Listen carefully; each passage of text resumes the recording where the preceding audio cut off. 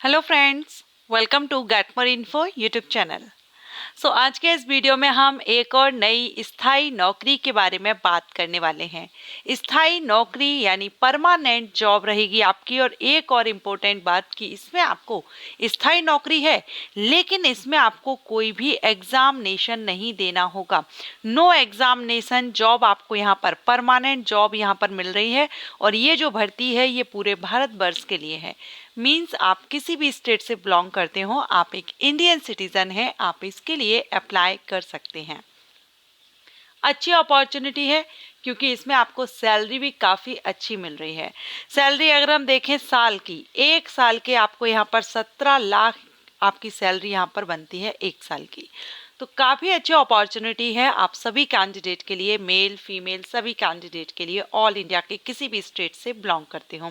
अगर आप कोई ऐसी ही जॉब को सर्च कर रहे हैं जिसमें आपको कोई एग्जामिनेशन ना देना हो, डायरेक्ट आपका सिलेक्शन हो एंड आपकी जो भर्ती है वो भी स्थायी भर्ती हो, परमानेंट जॉब हो, तो ये वीडियो आपके लिए है। वीडियो में बने रहिएगा, सारी इंफॉर्मेशन आपको ऑफिशियली प्रोवाइड करूंगी, जानकारी दूंगी। अगर आपको ये अपडेट अच्छा लगे तो लाइक एंड शेयर कीजिएगा। चलिए देख लेते हैं इसका नोटिफिकेशन।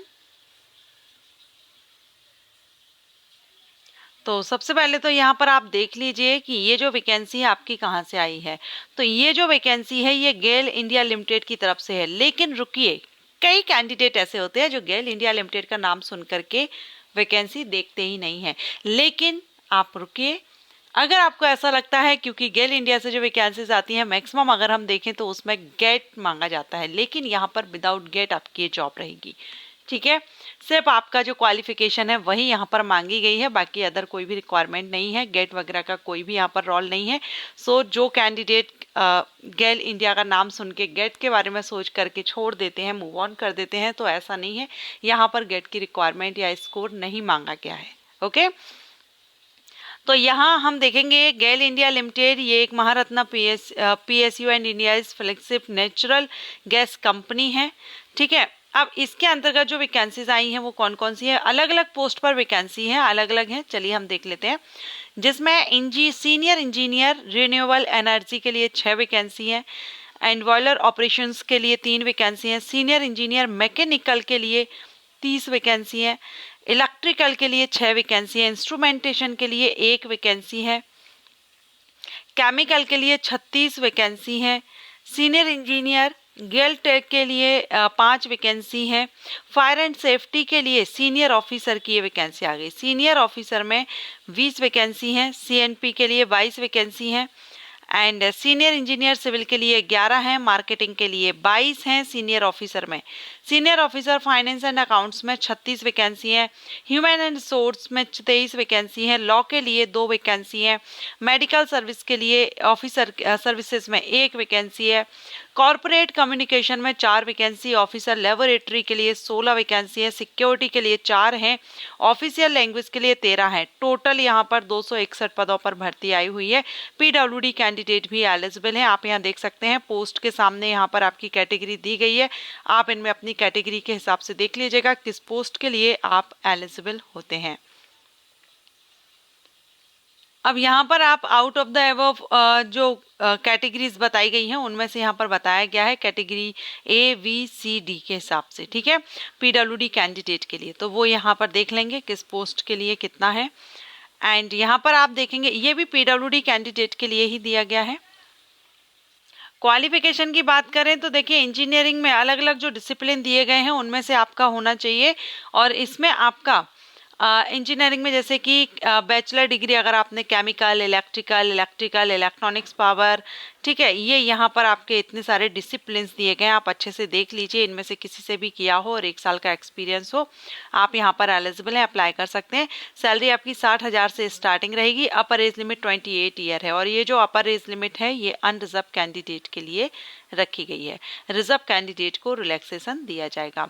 इसी तरह से आप देखेंगे यहाँ पर बॉयलर ऑपरेशन के लिए, तो इसमें भी आपका केमिकल, मैकेनिकल, इलेक्ट्रिकल में होना चाहिए बैचलर डिग्री 60% के साथ में 1 साल का एक्सपीरियंस। ठीक, तो आप जिस भी डिसिप्लिन से यहाँ वैकेंसी आई हुई है उसमें आपका होना चाहिए इंजीनियर बैचलर डिग्री और 1 साल का आपका एक्सपीरियंस।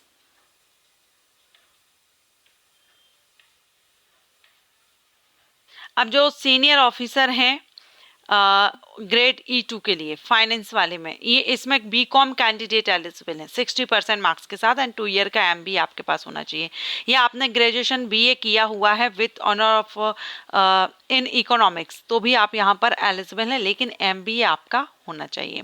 सो इसमें आपका BA BSc वाले भी एलिजिबल हैं, बीकॉम वाले भी एलिजिबल हैं, लेकिन MBA मांगा गया है। 2 साल का MBA कोर्स अगर आपने किया है BA BSc बीकॉम के साथ में, तो आप इसमें फाइनेंस ऑफिसर की जो वैकेंसी है सीनियर ऑफिसर की फाइनेंस एंड अकाउंट्स में, उसमें आप अप्लाई करेंगे।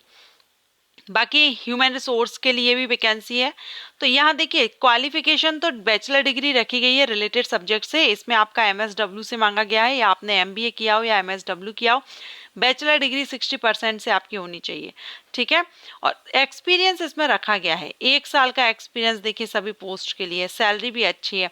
अगर आपके पास कम से कम 1 साल का एक्सपीरियंस है तो आप यहाँ पर अप्लाई कर सकते हैं। बाकी फिर अदर पोस्ट देखें तो यहाँ पर 3 साल का MSc जिन्होंने किया है केमिस्ट्री से, उनके लिए भी यहाँ वैकेंसी है, लेकिन 3 साल का एक्सपीरियंस है।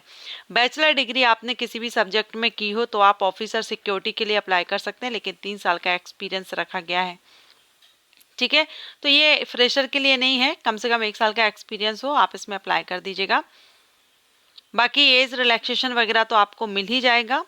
एंड यहाँ पर जो अप्लाई करने की डेट है वो लास्ट डेट 11 दिसंबर 2024 है।